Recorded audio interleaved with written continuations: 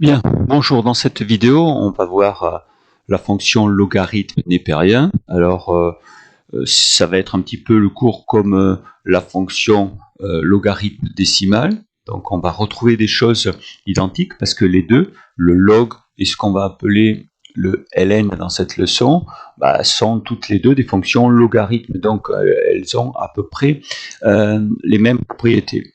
Alors, qu'est-ce que c'est que la fonction logarithme népérien que l'on note ln? C'est la fonction réciproque de la fonction exponentielle qui a x associe e de x, celle que l'on a vue récemment. En fait, le log, le log, c'était la fonction réciproque de la fonction exponentielle de base 10 qui a x associé 10 puissance x. Là, c'est pas la fonction réciproque de 10 puissance x, mais c'est de e puissance x. Mais c'est basé sur le même principe, une fonction réciproque d'une fonction exponentielle. Alors, comme on avait vu sur le log, le ln, ce sera possible que si on a le ln d'un nombre strictement positif. Parce qu'en fait, c'est la réciproque, si e de x égale b, log de le ln de b, ce sera le x tel que e de x égale b. Et donc, en fait, e de x, c'est un nombre qui est toujours positif. Donc, si on veut revenir en arrière et faire ln de b, il faut que le b soit positif pour que ça, ce soit possible. Si le b est négatif, ça, ce que j'entoure ici, là, ce n'est pas possible. Alors, en clair, ce qu'il faut retenir, c'est que le e élimine le ln et le ln élimine le e. Exactement comme on a vu avec le log et la puissance de 10. Donc, en fait, vous voyez, à compléter ici et à encadrer, deux formules à retenir, mais très simples. Le e enlève le ln, e de ln de x égale x, et le ln enlève le e, ln de e puissance x égale x. Donc, si on regarde ce que ça donne, on a e de 0 qui est égal à 1, ln, pour revenir en arrière, ln de 1, ça donne la puissance qui était là, l'exposant qui était là, c'est-à-dire ln de 1 égale 0. E de 1, comme toute puissance, e de 1 c'est égal à e, alors ln de e c'est égal à 1, ln de e c'est égal à 1. Alors, e de moins 1 c'est égal à 1 sur e, propriété de l'exponentielle. Alors, en revenant en arrière, ln de e c'est égal à moins 1. C'est ce que j'ai écrit ici. Ln de e est égal à moins 1.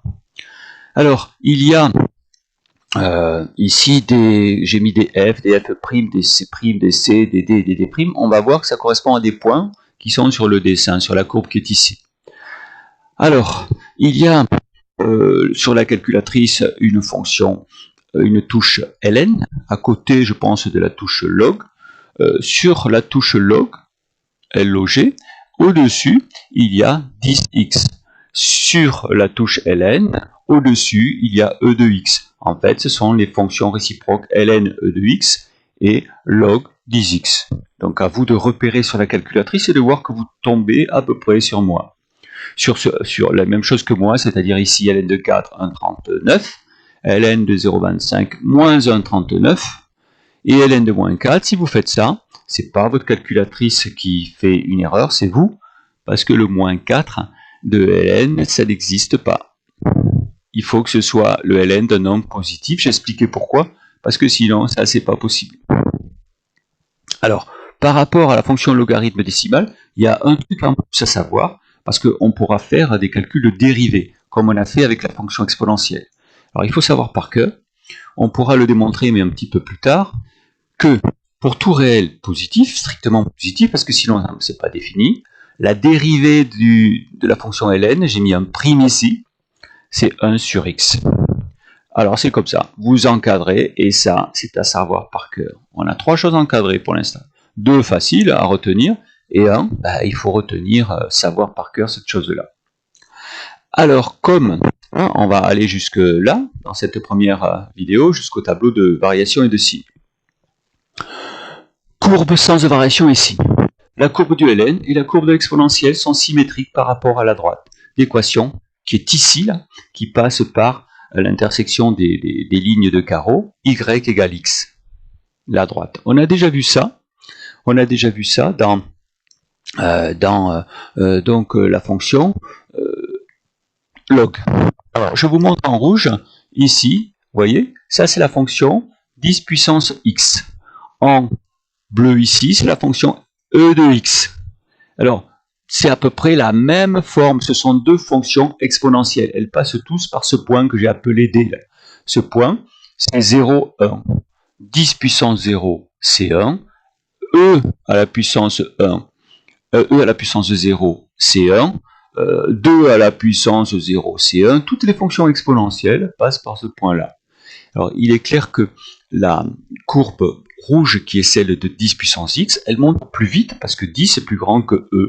Je vous rappelle que E, ça vaut à peu près 2,718. Alors, vous avez ce point D là. Ce point D, ça signifie que E puissance 0 est égal à 1. Et vous avez son symétrique, vous voyez, quand on plie suivant la ligne qui est là, ce point, son symétrique, je l'ai appelé D'. Et en fait, qu'est-ce qu'il signifie? Il signifie que ln de 0, ln de 1 est égal à 0. En fait, c'est ce que j'ai écrit ici. Vous voyez, E de 0 égale 1, c'est le point D, et ln de 1, c'est égal à 0, c'est le point D'. Alors, ça y est, sur le dessin, vous pouvez les rajouter, mais c'est petit, c'est pas très lisible, il a fallu que ça rentre sur la feuille. Il y a le point D qui est ici, et le point D' qui est là. D', et ils se superposent. Alors, vous aviez exactement la même chose pour la courbe log. Regardez, je vous trace la courbe log. C'est la courbe symétrique de celle qui est ici. Vous voyez ça? Quand on plie suivant la ligne, on obtient la courbe qui est là en rouge, et ça c'est log. Et celle qui est en bleu ici, c'est ln. Alors elles se ressemblent toutes les deux, vous voyez, elles passent par ce point qui est ici là. Donc en fait, ce sont des fonctions logarithmes. À retenir que les fonctions logarithmes, quand ça tend vers 0, là, ça descend vers moins l'infini. Et quand ça tend vers le x, là, quand il tend vers plus l'infini, ça monte, mais ça monte légèrement. Tandis que les fonctions exponentielles, ça monte très très vite quand la base est plus grande que 1. Alors j'efface ce qui est en rouge, on n'en a plus besoin, on s'intéresse aujourd'hui qu'à ça. Le point C signifie que E de 1 est égal à E. Ici, vous avez à peu près 2,718 là. Et si on fait le symétrique, ça veut dire que ln du nombre E, ln de ce nombre qui vaut à peu près 2,7, vous voyez ce point C, eh ben, il vaut 1. Et en fait, ici, c'est ce que j'ai marqué. E de 1 égale 1, c'est le point C qui est là. Et son symétrique, c'est à l'envers. C'est ln de E qui est égal à 1. ln de E, si on va sur la courbe, on voit que ça fait 1. Le dernier point qui est ici, bon, c'est pas à retenir par cœur, ça, hein, c'est à comprendre. C'est le point F. Ici, si je prends E de moins 1, ça fait 1 sur E. 1 sur E, hein, c'est un nombre qui est plus petit que 1, c'est 0, 3 et quelques, alors je ne sais pas si je l'ai mis, oui, il est là, 0,37. Vous voyez la valeur? 0,37. E, c'est à peu près 2,72, 2,718, je l'ai mis ici. Et en fait, quand on a ce point F, son symétrique, on le retrouve ici. F'. F', en fait, alors si je regarde sur mon dessin, F', qu'est-ce que ça veut dire?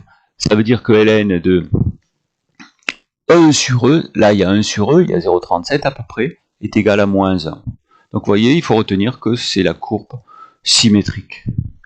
Bon, voilà, là on l'a déjà vu. Alors qu'est-ce qu'on peut dire de cette fonction? Ben, cette fonction, elle est strictement croissante, ça se voit, elle est strictement croissante. Ça signifie que si on a une équation avec ln de A égale ln de B, ben, la seule possibilité c'est que la valeur ici soit égale à celle-là. On a déjà vu la même avec le log. Donc ça permettra d'enlever le ln quand il y a 2 ln de chaque côté dans une équation. Alors ce qu'il faut voir, c'est exactement comme le log. Ce qu'il faut voir, c'est que ici, jusqu'à 1, la valeur du ln est négative. Après 1, c'est positif. C'est ce que j'ai mis ici, que vous pourrez compléter. Sur 0,1, la fonction elle est strictement négative, j'ai mis un moins. Strictement, ça veut dire qu'elle est supérieure, elle est inférieure strictement à 0. Là, elle est supérieure à 0, c'est-à-dire plus. Et ce qui est en plus par rapport à la fonction du log, ce qu'il faut savoir, des fois on s'en sert pour calculer les limites, c'est ça. Et ça, alors ça se voit sur le dessin. Regardez, sur le dessin, ça se voit. Vous avez, quand x tend vers 0, je vais rajouter un plus ici, parce qu'en fait, 0 moins, c'est pas possible, ça n'existe pas, c'est toujours 0 positif. Quand x tend vers 0 plus, le ln, tac, tac, tac, tac, il devient de plus en plus petit, moins 10, moins 100, moins 1000, moins 10 000. Ça se traduit par moins l'infini. Par contre, de l'autre côté, ici, quand x tend vers plus l'infini, le ln, il fait que monter. Il tend vers plus l'infini. Mais c'est un plus l'infini petit. Ça tend lentement vers plus l'infini. Celui-là, ça tend vers plus l'infini vite. On a vu que l'exponentielle l'emportait sur les x, x puissance 2, x puissance 3, x puissance 4. Par contre, le ln, lui, il va s'écraser, il n'importe pas. Il monte en l'infini, mais plus petitement que les x au carré, les x puissance 3, etc. Donc, dans l'ordre de ceux qui vont plus vite, il y a exponentielle, il y a les puissances, et il y a le ln qui, lui, va servir pour modéliser des fonctions qui montent, qui évoluent, mais lentement. Comme le log, d'ailleurs. Je vous remontre le log, ici, en rouge. Vous voyez, le log, ça a la même propriété, hein. Ça monte vers plus l'infini lentement, ça descend vers moins l'infini, c'est exactement la même allure de courbe. Voilà ce qu'il faut retenir. Alors, je résume ça dans un tableau de variation. Alors, dans le tableau de variation, ça démarre de 0 à l'infini, je vous rappelle ici. ln de 0, si vous ne me croyez pas, vous tapez sur la calculatrice, ça n'existe pas. J'ai mis une double barre. La dérivée de ln prime, la dérivée de ln de x, ln prime de x, c'est 1 sur x, à savoir par cœur. Donc 1 sur x c'est toujours positif, 1 sur positif c'est positif, ça monte, et ça monte de moins l'infini à, ça monte à plus l'infini. C'est ce que j'ai écrit ici. Ça c'est f' de x et ça c'est f de x. Le tableau de signes, important parce que des fois quand on doit diviser par un nombre, par exemple ln de 0,1, ln de 0,1 c'est un nombre négatif. Toujours la double barre, et là je mets la limite, vous voyez ici la limite 1. La limite 1, avant c'est moins, après c'est plus, c'est ce que j'ai écrit ici. Voilà la première partie du cours, donc il faut comprendre et compléter et encadrer pour savoir ce qu'il faut retenir.